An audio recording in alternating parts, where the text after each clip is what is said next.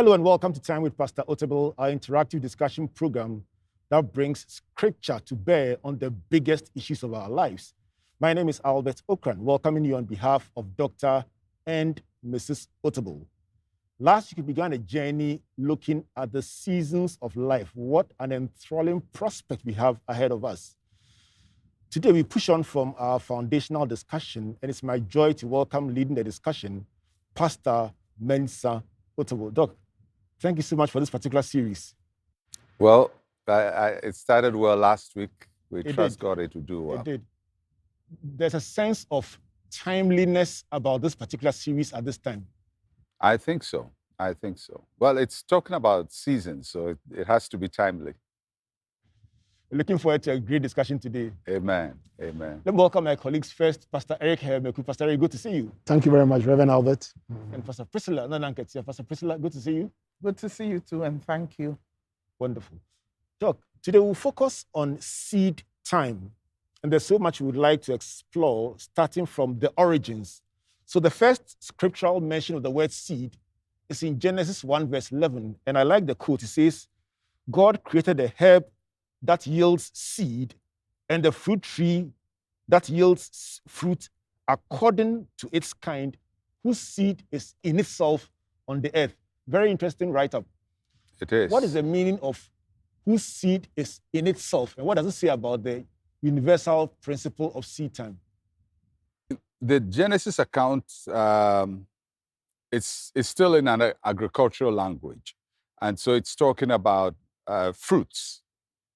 And the simple statement is that the fruit has the ability to reproduce, and its ability to reproduce is within itself.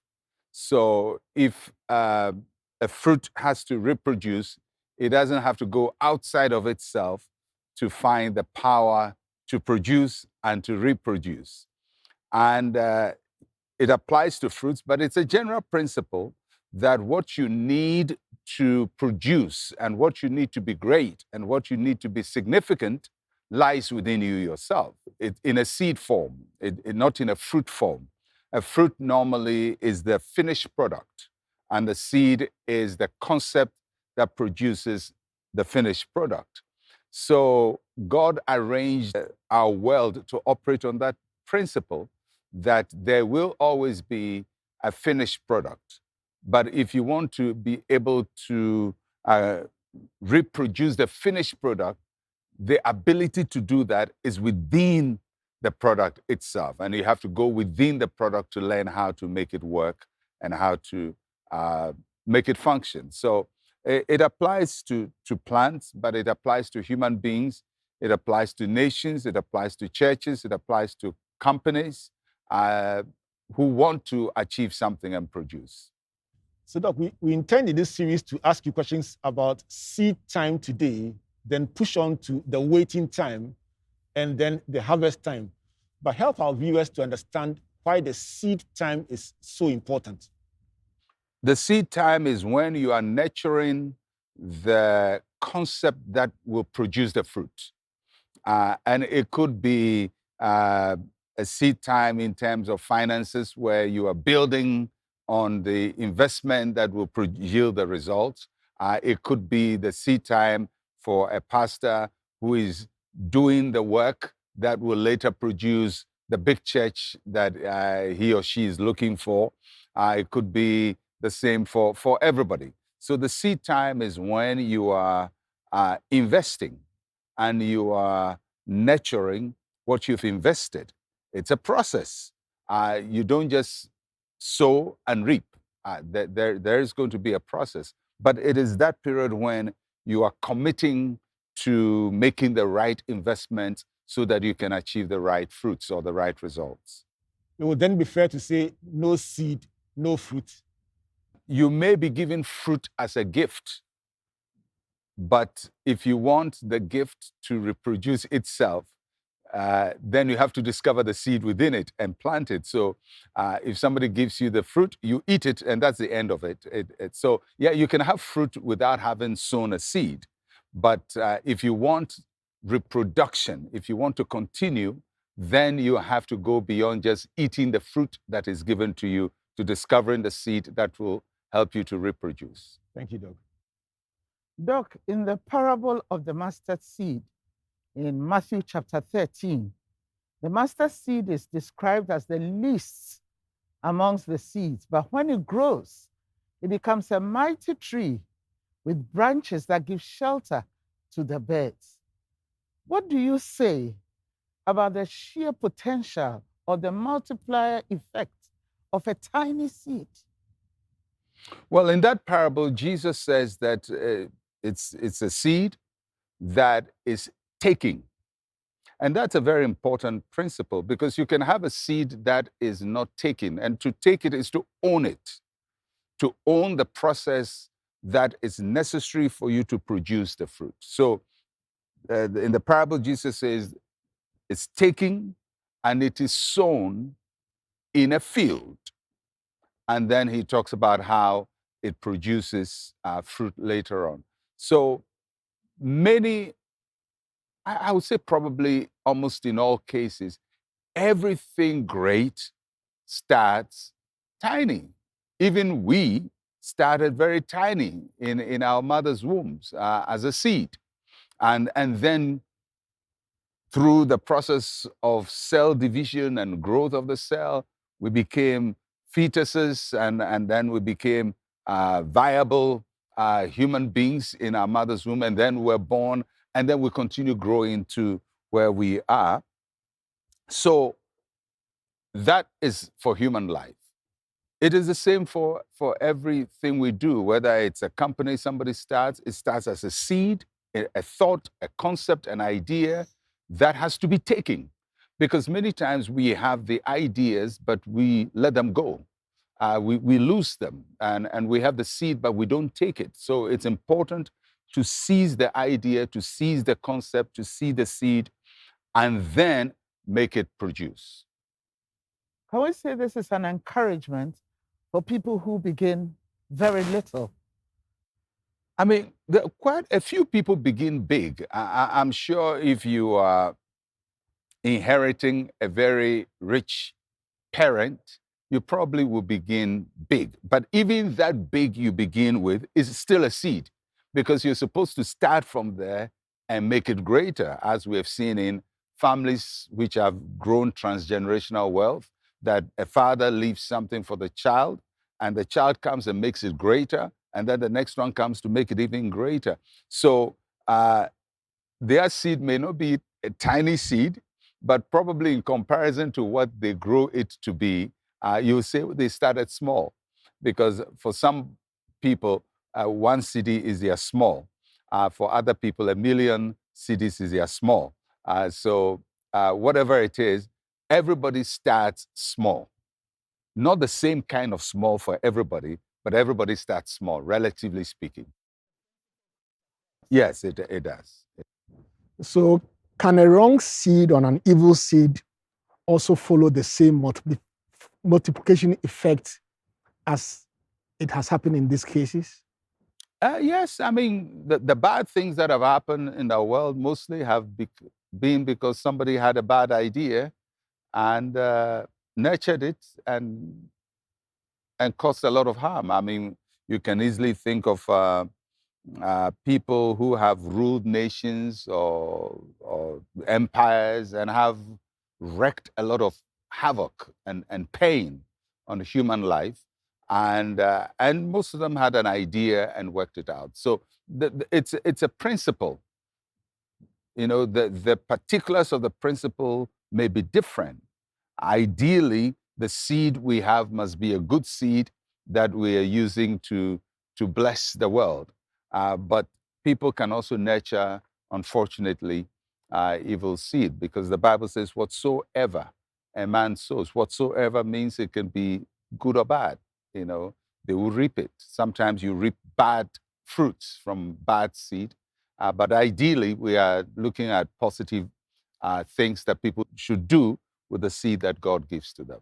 So, Doc, how do you change the trajectory in a family case where a seed had been sown before you were born and you discover it? How do you change that? I think you are looking at where maybe a bad seed, so to speak, a bad example has been sown. I mean, you come from a line of extreme poverty, a line of illiteracy. Nobody gets educated in your family. So you find breaking out of that is difficult. First, you have to understand, as we said earlier in some of our series, you have to understand where you are. Because if you don't understand that what I am perpetuating is part of a bad example or a bad value or a bad behavior, bad attitude that has been part of my family's story, and this is how it works out. You have to understand that. No matter how much you love your family and appreciate and respect them, to just understand that there's some bad attitudes there. Because you can sometimes find a whole line of people who are just plain lazy and don't like hard work, or complain too much, or can't work with anybody, and are too quarrelsome, so they can't work in any place, so they lose their jobs. And I mean, they may assign it to evil spirits, but it's just plain bad attitudes that probably had been ingrained there. So you have to just understand that. Then, if you are a Christian, you have to trust the Lord to help you to be the beginning of a new generation. And throughout the Bible, we see that classically in the story of Abraham, he was the beginning of a new generation. So you can find something that has gone wrong for a long time, and one person comes and determines, I'm going to be the beginning of a new generation. I'm going to end this cycle in my family, in my descendants, whether it's poverty, whether it's illiteracy, whether it's all the bad things that happen. I am going to be the beginning of a new generation in my family. And I believe that in Christ we have the ability, we have the power as new creation to start a new concept wherever we are. Doc, let's go to 2 Corinthians chapter 9, verse 10, that says, now may he who supplies seed to the sower and bread for food supply and multiply the seed you have sown and increase the fruits of your righteousness. I presume that he refers to God. Yeah. Is God the supplier of every seed? No, God is not a supplier of every seed. If you take the classic case of Judas, a thought came into his mind to betray Jesus. And that wasn't from God. That was Satan's attempt to derail the ministry of the Lord Jesus Christ. And there are people who have had bad ideas, and we cannot say that it came from God. But God gives seed to the sower, not all seed to the sower, but he gives seed to the sower. So that means that God doesn't leave anyone empty. Every human being has an investment from God to do good and to make their life productive. Every human being. I mean, no matter how they look, how their body is structured, whether they have limbs or not limbs, whatever it is, once you come into this earth, God packages something within you that helps you to make your life productive. And that is why you can find sometimes people, unfortunately, born with very severe physical challenges. Some have no limbs. I mean, there's one particular gentleman with no limbs who's managed to build a life that employs people who have limbs. And where did he get the ability from? I mean, this is somebody you would just look at and have pity on, which is also something very dangerous, because pity is a dangerous action shown you that will make you bury your seed. So instead of using what you have, pity can make you bury, hide your potential, because pity discourages you from acting by yourself or taking charge of your life. And if there's anything we must always guard against, it's people showing us pity. People must be sympathetic and understanding, but not show pity. Pity says that you are not qualified to survive until somebody helps you to survive. That thought negates the seed that God has planted in all of us. So in that regard, is self-pity as destructive as the pity that others show? Both. Because most times self-pity is a result of pity that is shown us.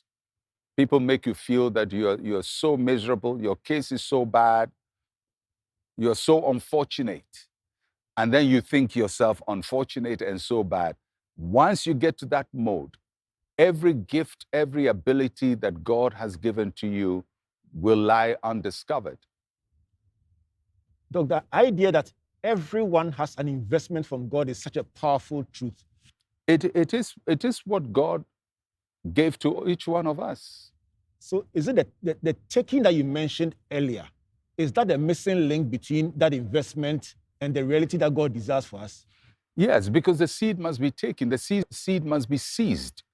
And sometimes it's difficult. I mean, life can be very difficult for people because they can have very severe physical challenges. Some have severe limitations in their body. Some have severe limitations even in the way they think, and they were born that way. But that does not negate the fact that God, their creator, invested in them. And people must just accept that this is what it is. And actually, it is out of that the excellence of God's greatness is seen. I mean, we all appreciate somebody we see with severe handicaps who overcomes them. We honor them far greater than those who had so much advantage and became great. I mean, it doesn't take much effort to do that. But when we see somebody who has come from severe handicap. I mean, when we watch the Paralympics and watch people, amputees, running with prosthesis, and we see people in wheelchair achieving something. I mean, we get awed by the extraordinary nature of God's gifting to humanity, that each one of us, no matter how disadvantaged we find ourselves, have an advantage living in us, and that is the seed God has given to us. This is Time with Pastor Otabil. We are coming to the place of learning that everyone has an investment from God in them. When we come back from this break, we'll find out how do we practically take that seed and ensure that nothing is missing and nothing is broken. Please don't go away.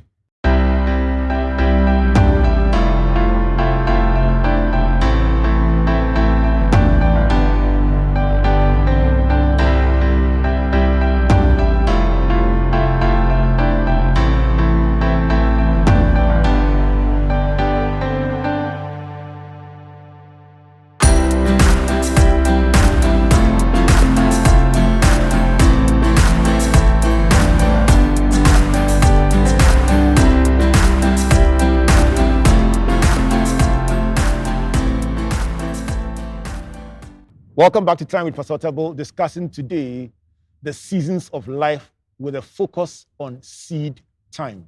Pastor Priscilla? Doc, John chapter 12, verse 24 says, "Most assuredly, I say to you, unless a grain of wheat falls into the ground and dies, it remains alone. But if it dies, it produces much grain." Can you explain this concept of the dying of the seed in practical terms? What does it mean?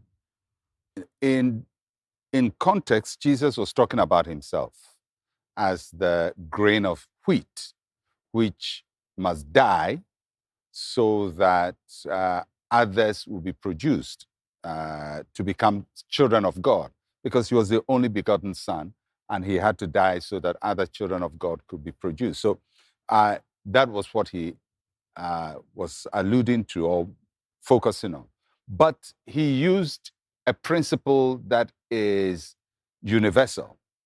So he took a universal principle of how crops grew to apply to a spiritual principle of how he will lay down his life for us. So we can take how he applied it to his life and just look at the principle as it is.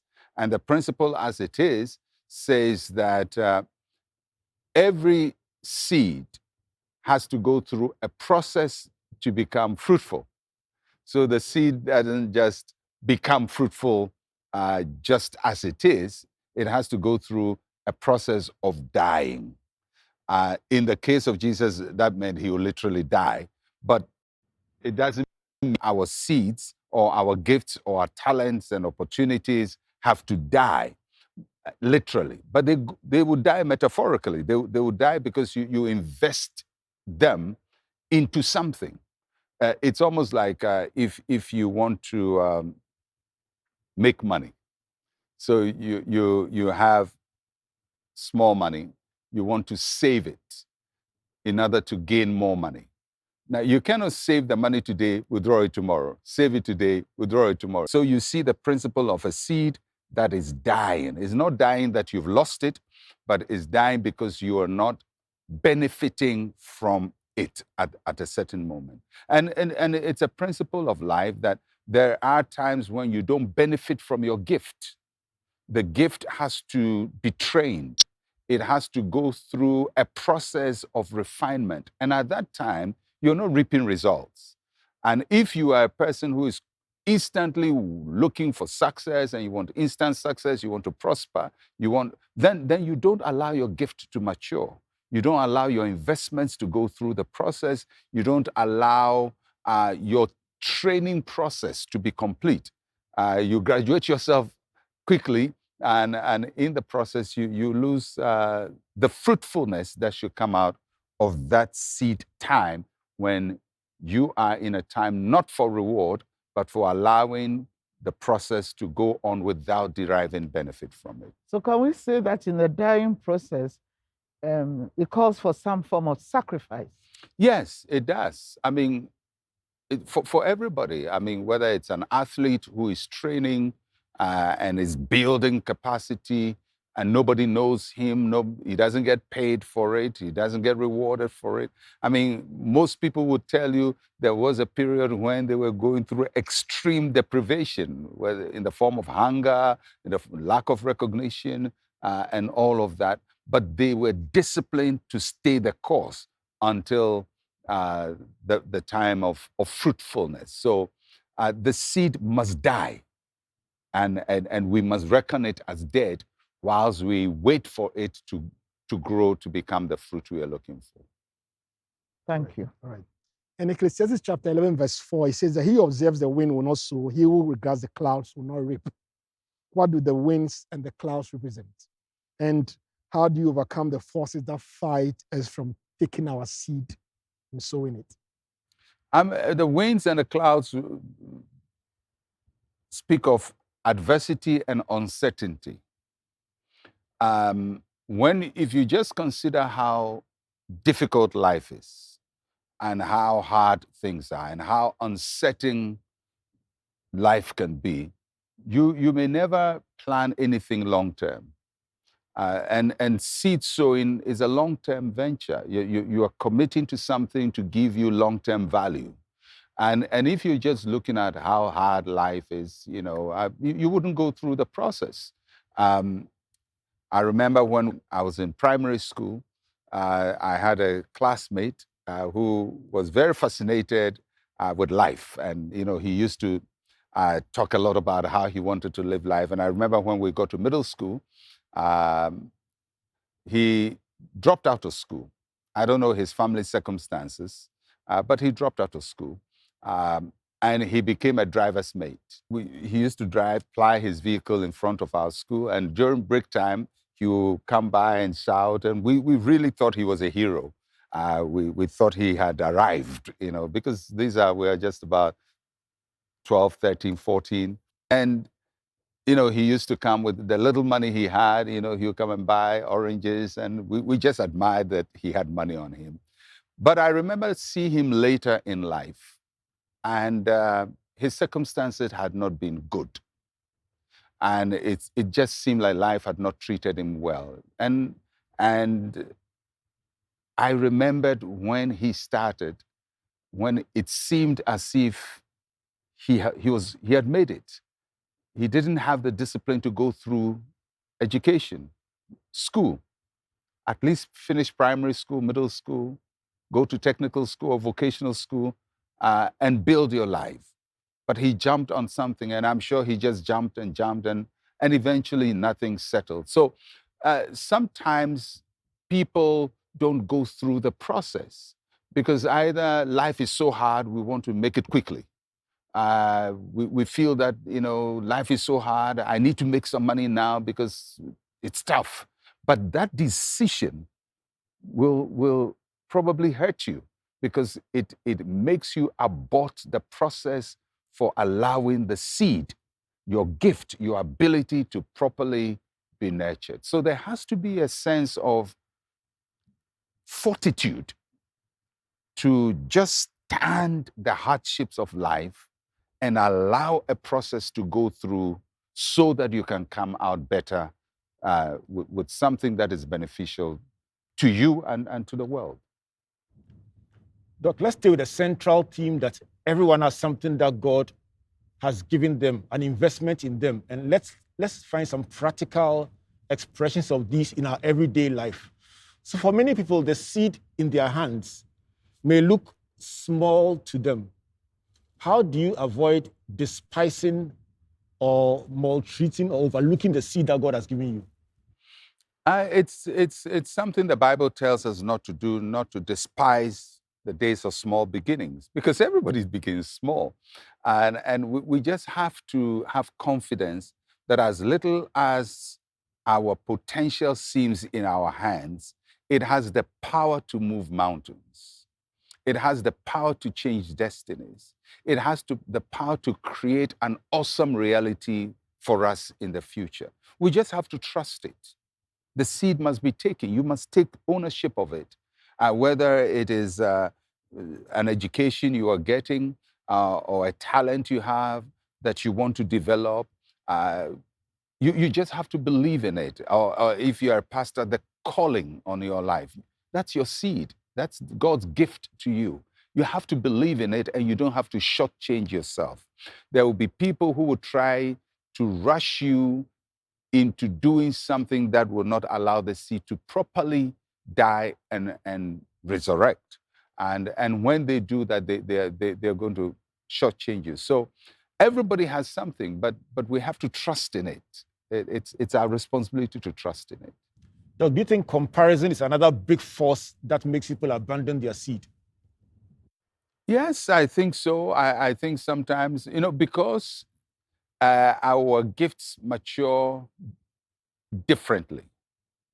So yes, there is seed time and harvest time, or our seed will produce fruit, but we don't all produce fruit at the same time. So you may have somebody who is your friend or your colleague who will come into their fruit earlier than yours is coming in. And when you see that, you may be tempted to abort yours, because then the competitive spirit, trying to catch up, trying to be like other people, trying to dress like them, trying to wear what they have, gets to you. And I think it's one of the areas where a lot of people end up not going through the process suited for them to achieve the fruitfulness that they have to have.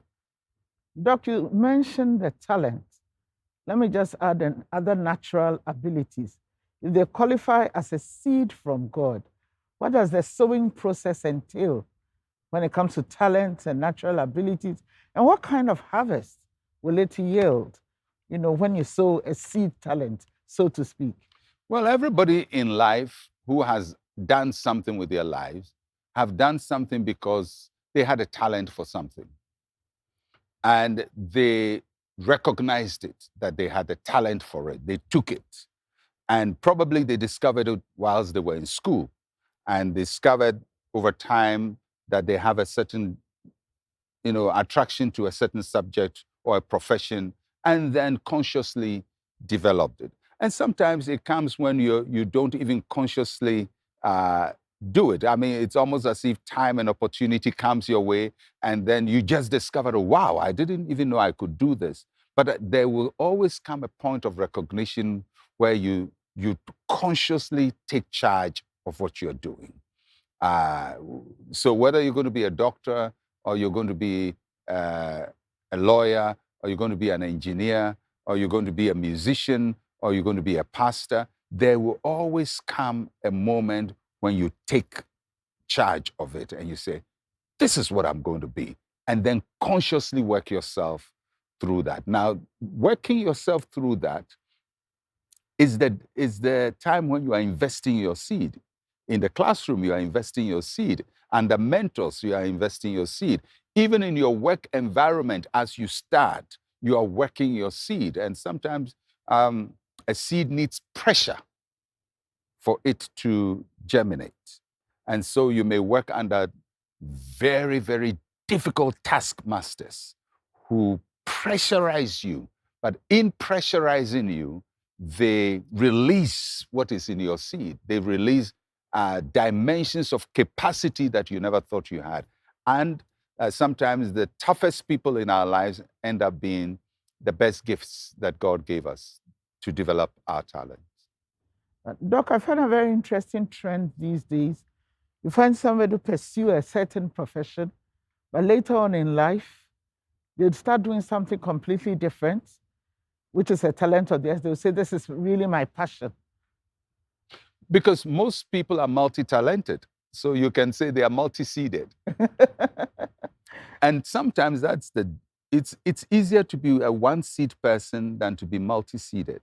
Because when you're a one-seed person and all you can do is one thing, you focus on it. I mean, you have no choice, but because that's all you can do.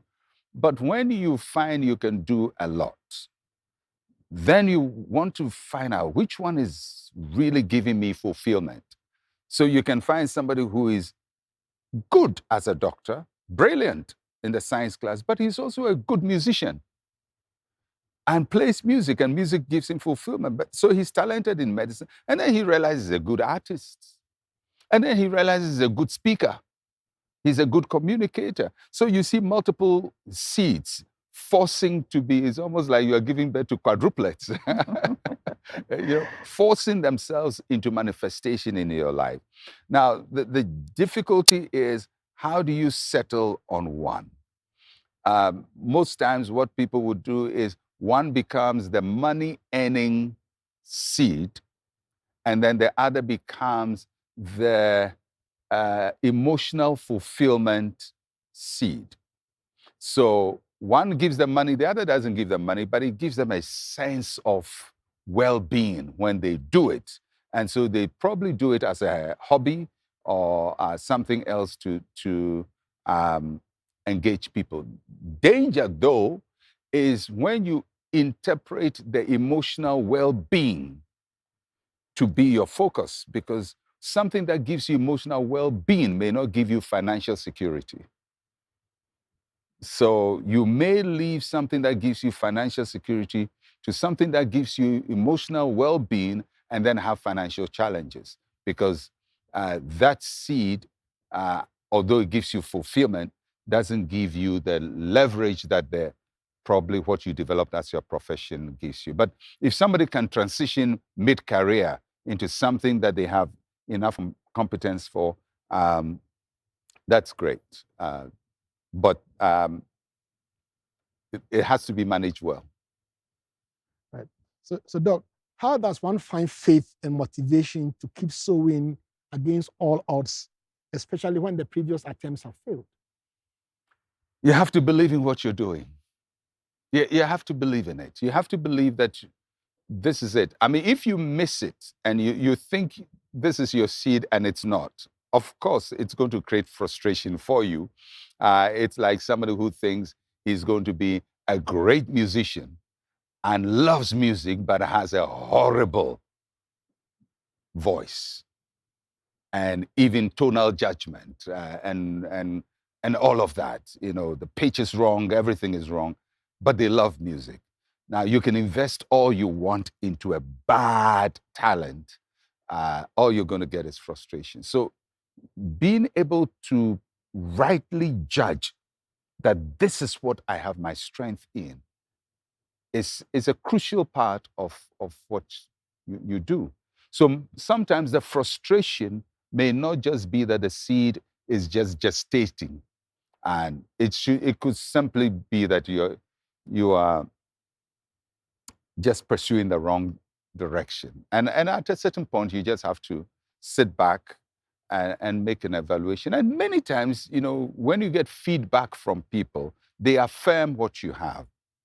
And unfortunately, sometimes people will praise you for the wrong thing. But if people give you right feedback, I mean, pretty soon you're going to know that, yeah, you don't have talent in that. You don't have what it takes to in that area, although you love it and you want to be great in it. You just don't have it. Like people who want to be great footballers, and everybody knows they are just average people who can kick a ball.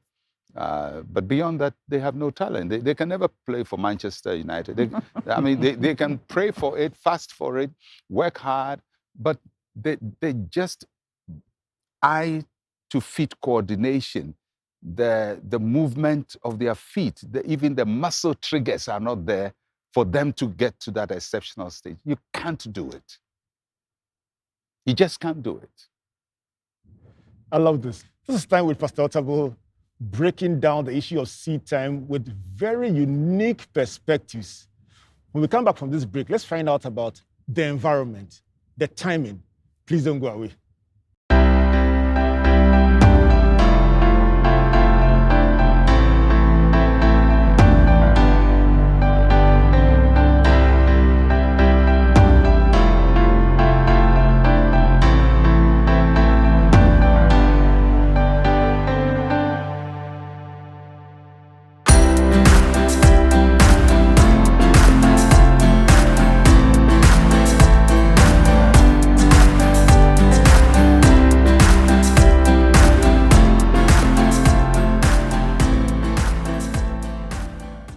Welcome back to Time with Pastor Otabil, discussing today's seed time under the broad subject of the seasons of time.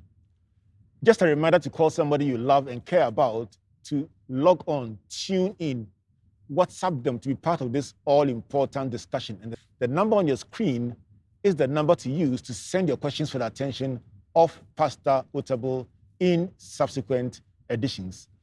Doc, let's look at the environment.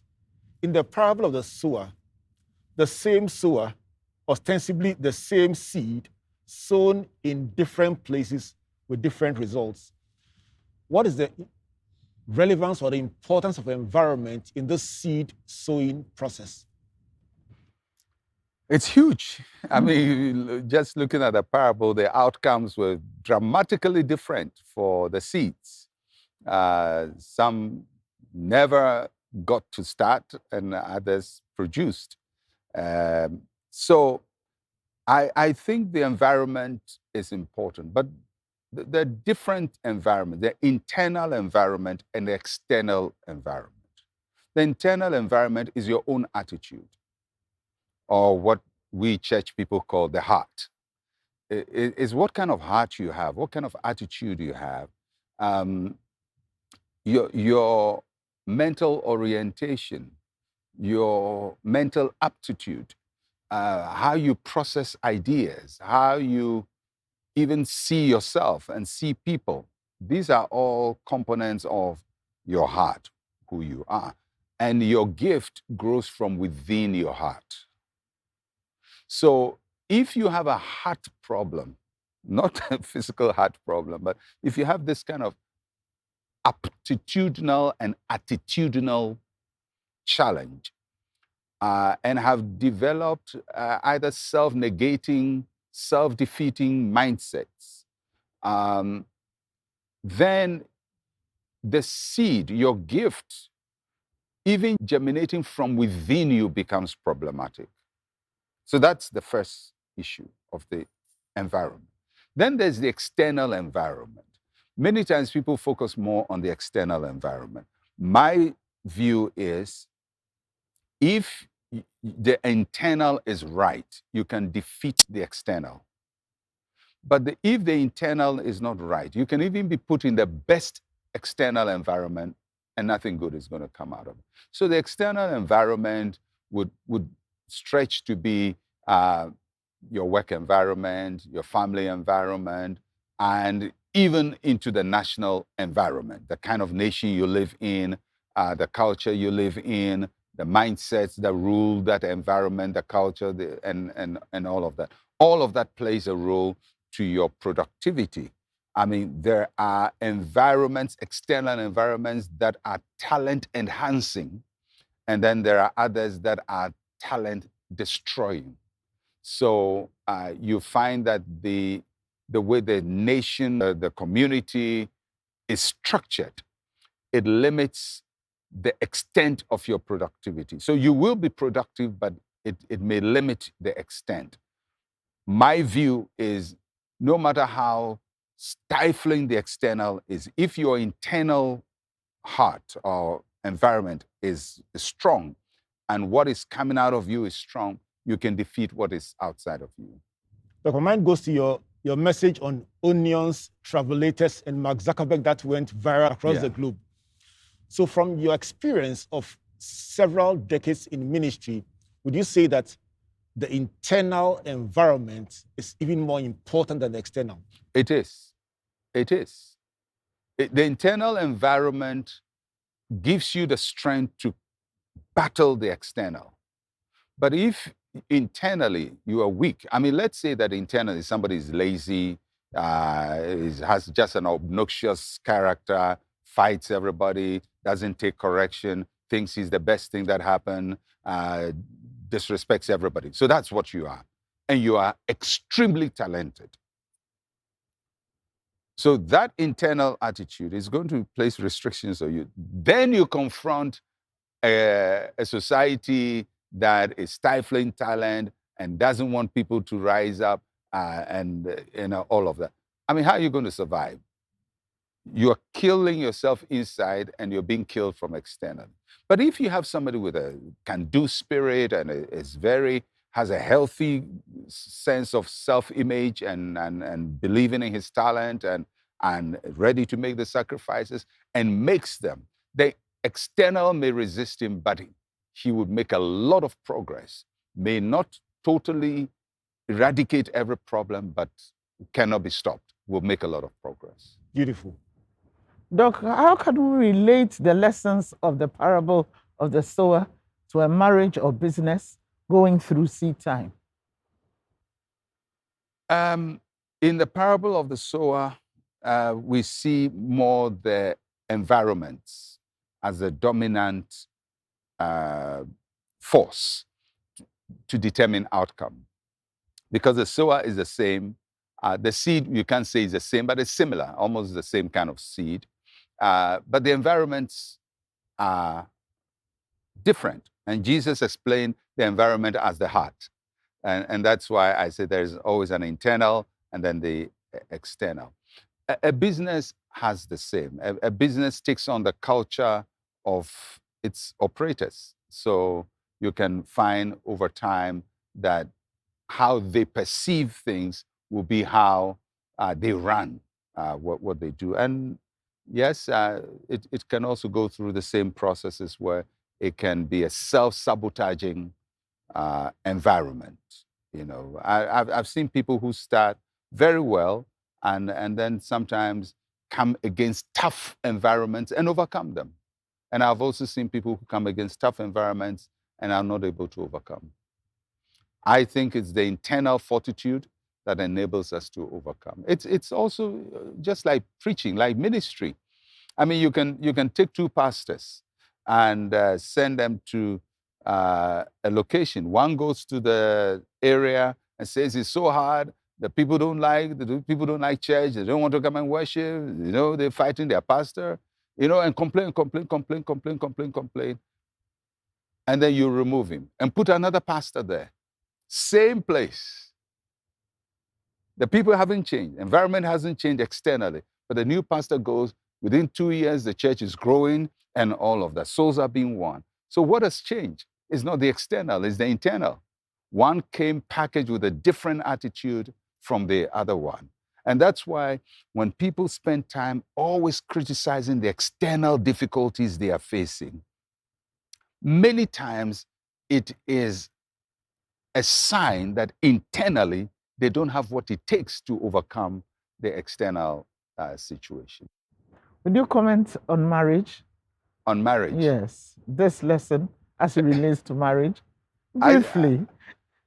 I think it does relate to marriage. I feel that when the marriage is strong on the inside, the two people are strong, they're committed to each other, they can overcome whatever negativity is facing them. All right. Doc, Jeremiah felt very insecure when he was called by God and people like Gideon and Saul. How do we overcome the insecurities that often characterize the foundational seasons of our life? I think everybody, not maybe, apart from Jesus Christ, who was very sure of who he was from the beginning. I think every human being goes through insecurities. I mean, the Bible is a very interesting revelation of God to us because the Bible paints the human condition so well. Because, I mean, you would think that if the Bible is just to project people, then their weaknesses would not be seen. But right from the beginning, I mean, almost everybody God calls has insecurities. You know, and Abraham has insecurities. He's told he's going to give birth to a son. He's laughing. Moses is told he's going to set the people free. He says, I can talk. And you look at all these people and they're battling the human condition, and all of us do. I mean, I have, from my beginning, I didn't think I would amount to much, you know, just battling all these thoughts about who you think you are, and everybody goes through that. But over time, as we become more confident in doing the little things we do, if anybody had told me I would be a preacher, I would never have thought, because I'm a very quiet person. Apart from when I'm preaching, I'm very quiet. And quiet people don't become public speakers. So how do you do it? You know, it's just leading a small Bible study, and people say, oh, you led it very well, and doing something small. Then, you begin to be self-aware and take your gift and realize, God has given me something here. Let me grow it. So everybody deals with insecurities, and it's normal. But we have to overcome the insecurity by doing little things that affirm our gifting and assures us that we have something to offer to the world. So the lesson here is that we must start very little. Start little and build your confidence in a way that helps you to take on bigger tasks and bigger challenges. But is it wrong when you are given a bigger challenge that you can say, for now, I can't do it, another season will come? Yeah, it's iffy. Sometimes you learn to swim when you're thrown into the pool. Okay. So sometimes a challenge brings the best out of you, especially when the challenge is external. I like it when there's an external challenge. Somebody says, I believe in you, I think you have the ability, and gives you a challenge. Don't pass it up. Take it. You say, I haven't swum before. Who knows? You are the giant swimmer, but because you have never fallen into water. So that's where you emerge. I mean, but it becomes negative when we ourselves jump higher, and probably we want to go faster. We want to avoid certain steps in our growth. So we want to do things just for show off. Then it may cost you. But challenges are important. I mean, we can't sign off on seed time without talking about those who consume their seed. In 1 Kings 17, verse 12, the widow of Zarephath said she had her last flour and oil and she was going to consume it and die. But it was that same seed that God used through Elijah to bring her breakthrough. Can you speak to the issue of people who consume their seed either out of ignorance, desperation, or lack? Well, I mean, that refers to people who expand their potential just on themselves, and sometimes on their own pride or their arrogance, self-gratification. So they never surrendered the seed. I mean, the widow of Zarephath surrendered her seed. I mean, it's the same principle. The seed died, and then it resurrected and took care of her for a very long time. So it's a principle, whether it's in agriculture, it's in business, whatever we do, you surrender what you have. You don't use it just to benefit yourself. You surrender it, let it work through the process, and then it becomes beneficial to you over time. So for everybody who is talented, don't go on ego trips with your talent, trying to prove something to yourself, to people. It may work for a while, but over time, you find your gifting will be deficient because you didn't allow it to go through the process. Doc, the issues of surrender and process are issues we will explore in our next episode. But let me give the last question to Pastor Priscilla. Doc, what about the elderly? Is it ever too late for somebody to sow a seed? I have Caleb in mind, who at the age of 80 was ready to fight for his promised inheritance. Can you give somebody an assurance? Yeah, Caleb did it at 85, but Okay, 85. you know, he had already been successful. So he didn't just come from nowhere. He had a good attitude. He and Joshua went to the promised land, and they were very courageous and wanted to take the land, although the nation didn't allow them. But that eagerness had never dissipated. So you just realize that his positive internal strength had been developed, and he didn't allow it to die so he could take on challenges. For people who have done nothing all their lives, it's difficult in your old age to do something. With God, all things are possible, so I'm not going to discourage anybody. But I'm just saying it's difficult when you spend 50, 60 years literally not taking up anything bold step. You haven't really focused properly, to think that at 60 you can really turn around and do something great. It's possible, because with God all things are possible. But it's also possible for people who have achieved for a while, maybe went into a quiet zone like Caleb, 40 years, and then they come and say, I'm ready to go again. And I believe such people, because the fundamentals are right in their heart, can do great things in their old age. Or people who did something in one field and later want to do something in another field. All of that is possible.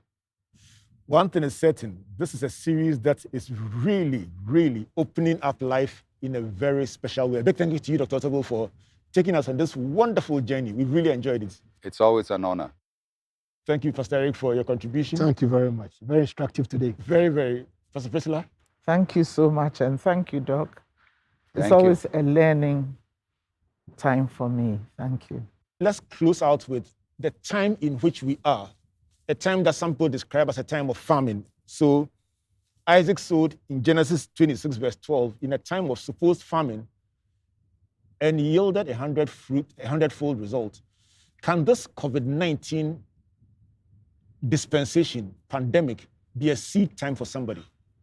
If we could close with that and with a prayer. I think it should be a seed time for all of us. I personally believe I'm in a seed time season of my life, sowing seed and planting and investing and working hard and trusting God that I can put in effort, even at this time in my life and in my ministry, to think that I can do new things, I can attempt new things. It's seed time. So for everybody who is being destabilized by COVID-19, we are in the best season of our lives. It's a time to do it again, to plant new seed, to start new ventures, to start new efforts, and just build up the courage to do it.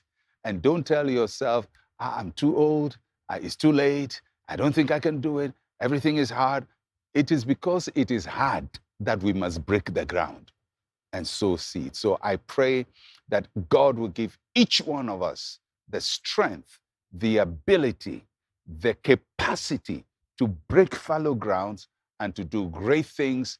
At this season of your life, you will enter the most fulfilling, the most fruitful season of your life. In Jesus' name, amen.